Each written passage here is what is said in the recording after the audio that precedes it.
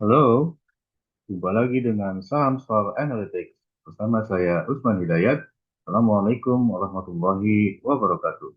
Bapak, ibu-ibu, teman-teman sekalian yang saya hormati, hari ini saya coba angkat sebuah topik yang cukup menarik, yaitu sentimen negatif ya. Jadi topik menariknya dari sisi kita harus waspada terhadap kemungkinan dugaan terjadinya tekanan terhadap pasar domestik ya.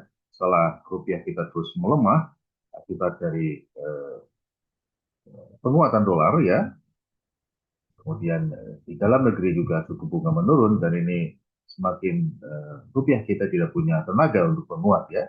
Sentimen negatif, defisit neraca pembayaran Indonesia (NBI) dan CAD melebar ya, neraca transaksi berjalan ya. Jadi kalau saya bilang NTB mungkin tidak begitu mengenalnya Bapak Ibu ya, kita lebih familiar, lebih mengenalnya dengan istilah current account deficit ya, melebar, dan ini sangat erat kaitannya dengan stabilitas eksternal atau risiko eksternal kita yang meningkat ya, nilai tukar.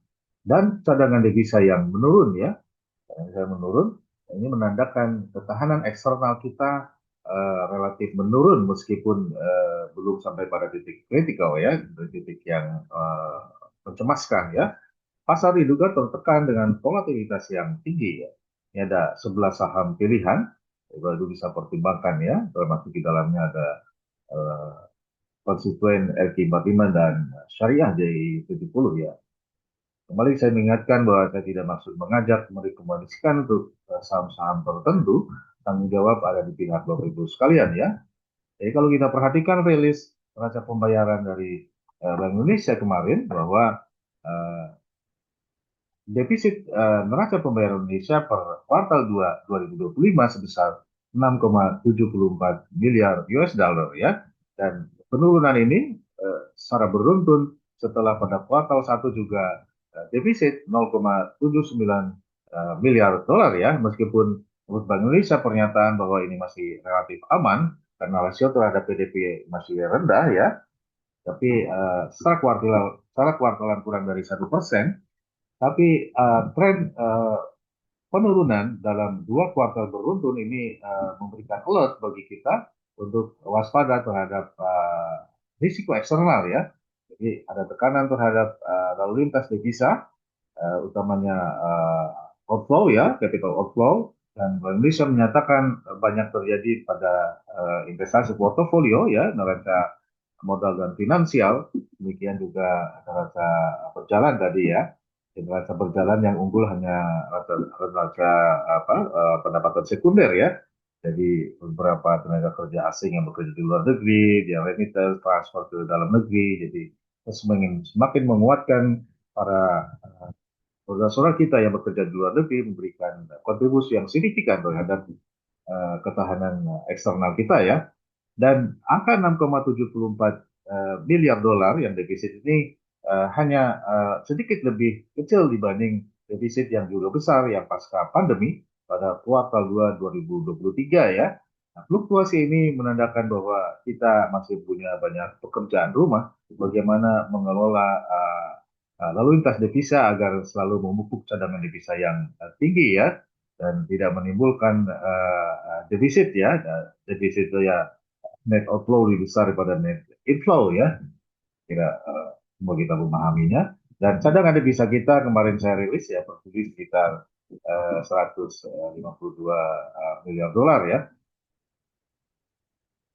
Baik, Bapak Ibu sekalian, dalam tekanan seperti ini, saya harus merekomendasikan saham-saham yang relatif aman ya, dengan volatilitas kurang dari 3%, ya, volatilitas secara harga, fluktuasi harga kurang dari 3% ya. Jadi kalau yang paling tinggi ini ada PTFA, Mayora, KLBF ya. Paling rendah ini PTBA ya. Masih ada saham perbankan Bapak Ibu ya. Jadi patut diperhatikan atau dipantau ya, diwaspadai. Karena kemarin meskipun pasar secara keseluruhan negatif, LQ45 masih menunjukkan return yang positif ya. Kayaknya melanjutkan penguatan pada hari sebelumnya ya, terkait dengan penurunan BI rate. Namun pasar dengan volume yang lebih besar, dengan kapitalisasi yang jauh lebih besar dari LQ45, 13,8 atau 13.000,8 triliun rupiah, sementara LQ45-nya 5.300, jadi ini menandakan para pelaku pasar sangat merespons rilis NPI itu terhadap apa transaksi hariannya ya. Jadi kebanyakan jual sehingga indeks secara keseluruhan melemah ya. Terlihat ini volatilitasnya masih relatif 0,73 dibanding 0,91 ya dalam seminggu terakhir. Saya khawatir ini akan meningkat dalam beberapa minggu ke depan ya. Kemudian secara momentum ini masih masih ada di angka yang penguatan meskipun angkanya menurun ya di RSI 5 hari dibanding RSI 10 hari negatif ya. Kemudian volumenya ini relatif menurun dari 35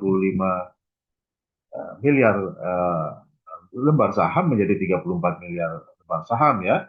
Kemudian dari segi value transaksi juga ada penurunan rata-rata 5 harinya 16 triliun rupiah dan kemarin 15,4 triliun rupiah ya.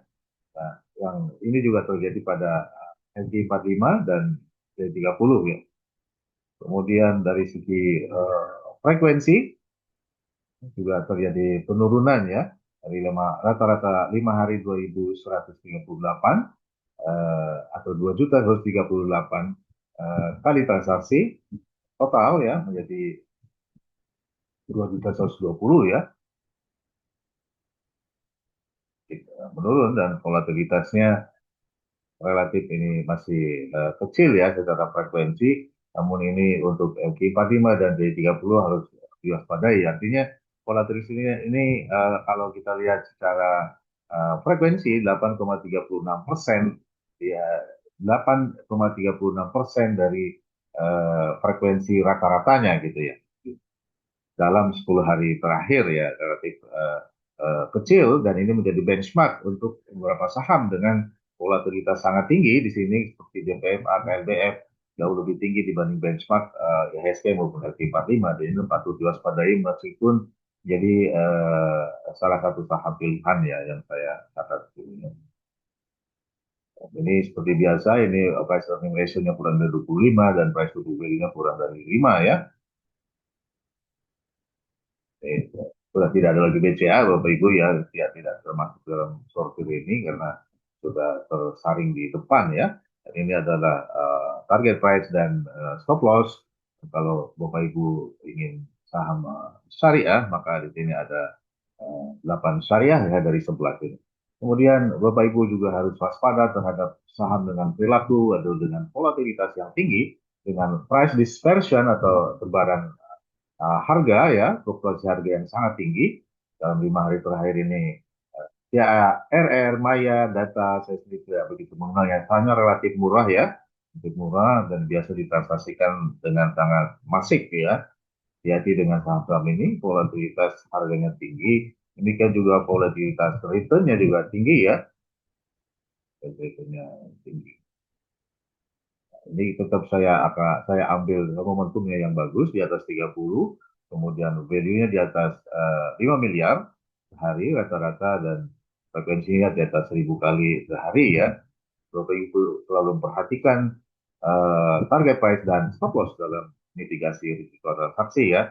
Dari ke-8 ini kalau kita lihat secara syariah tidak ada saham syariah ya.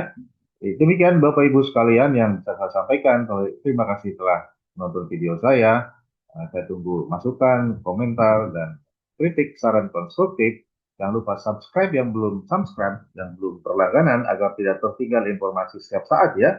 Jadi kalau saya memberikan status apa namanya WA ya, setiap hari hanya itu untuk penguatan aja ya kepada teman-teman yang jadi phone book. Terima kasih, saya tutup. Assalamualaikum warahmatullahi wabarakatuh.